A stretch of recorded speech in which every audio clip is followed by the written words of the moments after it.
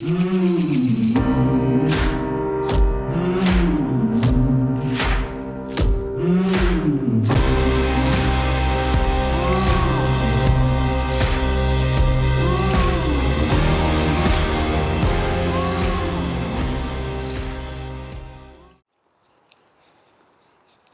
et bienvenue sur ce nouveau tuto du potager. Aujourd'hui, on va parler des choses à faire avant de commencer une plantation de fruitiers.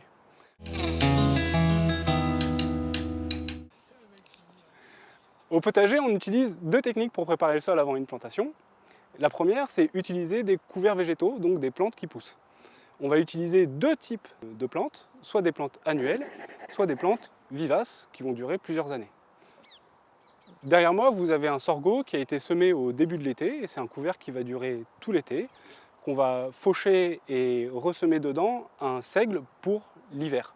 Une fois que l'hiver sera passé, que le seigle aura bien poussé, on va également le faucher et ressemer dedans un nouveau couvert, sans doute aussi avec du sorgho, et on va faire cette opération plusieurs fois jusqu'à la plantation des arbres fruitiers.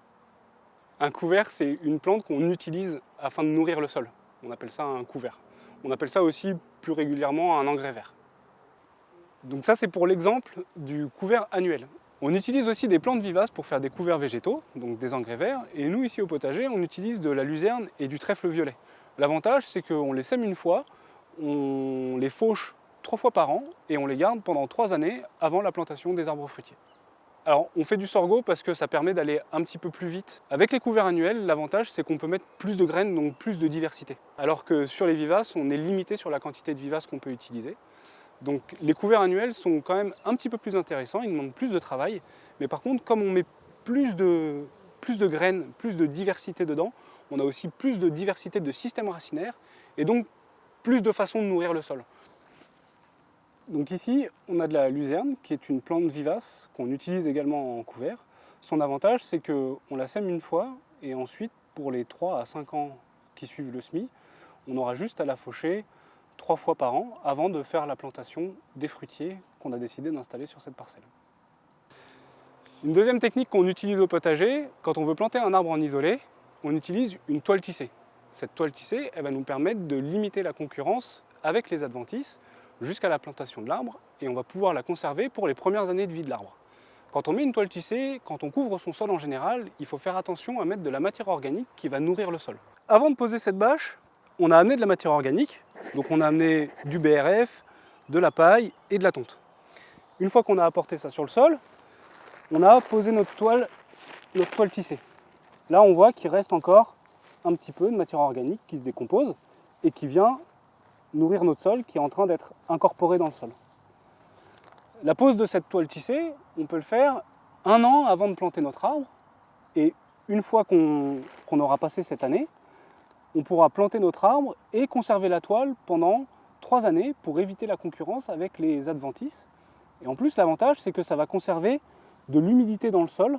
Du coup, on aura moins à arroser.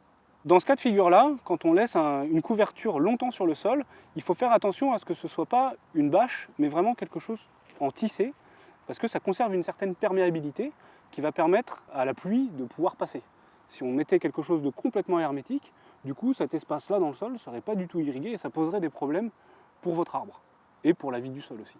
Ça, c'est un arbre qu'on va planter cet automne. Donc là, on est dans une phase de préparation où justement on a préparé notre sol, la matière organique a commencé à être digérée, et ce qu'on va faire donc cet hiver, en fait, on va écarter la bâche, faire notre plantation, remettre de la matière organique parce que là, ça a commencé à se dégrader et on veut être sûr qu'il y a à manger pour notre arbre. On va remettre de la matière organique, refermer, et tous les ans, on va venir vérifier qu'il y ait toujours suffisamment de matière organique, et ça pendant à peu près 3 ans, le temps que l'arbre soit bien implanté. Les premières années de vie de l'arbre sont très importantes. Il faut faire attention à ce qu'il puisse s'implanter, faire son système racinaire de la meilleure façon possible, parce que c'est au démarrage que peut se créer des problèmes qui seront très difficiles après à résoudre.